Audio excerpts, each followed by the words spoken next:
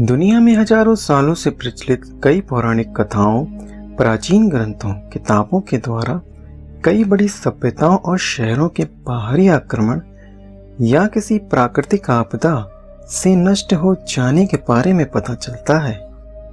इनमें से कई शहरों के बारे में कुछ कहना कि यह अस्तित्व में थे या नहीं, अवशेषों के अभाव में मुश्किल के साथ साथ असंभव सा लगता है।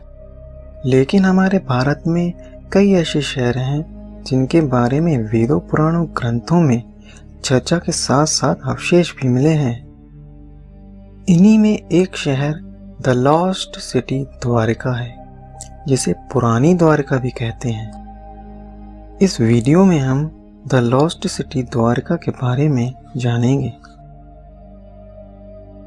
ऐसा माना जाता है कि श्री कृष्ण द्वारा मथुरा में कंस का वध करने के बाद कंस के ससुर जरासंध द्वारा मथुरा पर बार बार आक्रमण करने के कारण श्री कृष्ण सारी प्रजा को लेकर सौराष्ट्र आ गए और यहीं द्वारका नगरी बसाई।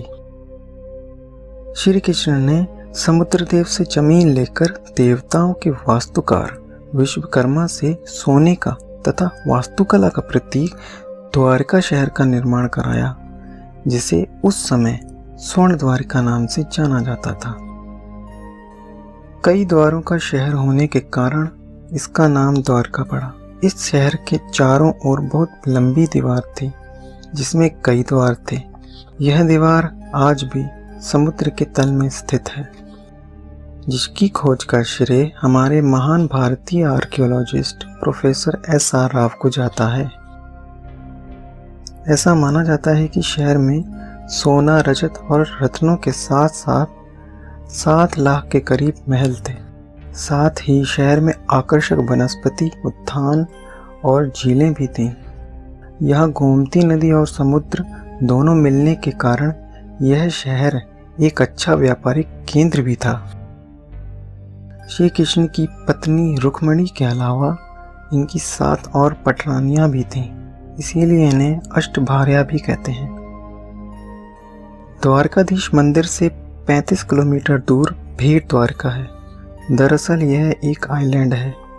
ऐसा माना जाता है कि यह वही स्थान है जहां श्री कृष्ण अपने बाल सखा सुदामा से दोबारा मिले थे। कहा जाता है कि कौरवों के पिता महाराज धृतराष्ट्र की पत्नी गांधारी के श्राप से द्वारकापुरी समुद्र में विलीन हो गई। ऐसी मान्यता है कि गांधारी ने श्री कृष्ण को यह श्राप दिया था कि जैसे मेरे कौरव कुल का नाश हो गया है, वैसे ही समस्त यदुवंश भी नष्ट हो जाएगा। इसी वजह से महाभारत युद्ध के बाद द्वारकापुरी समुद्र में विलीन हो गई। समुद्र में हजारों फीट नीचे द्वारका नगरी के अवशेष मिले हैं। श्री कृष्ण की नगरी द्वारका महाभारत युद्ध के 36 वर्ष पश्चात समुद्र में डूब जाती है।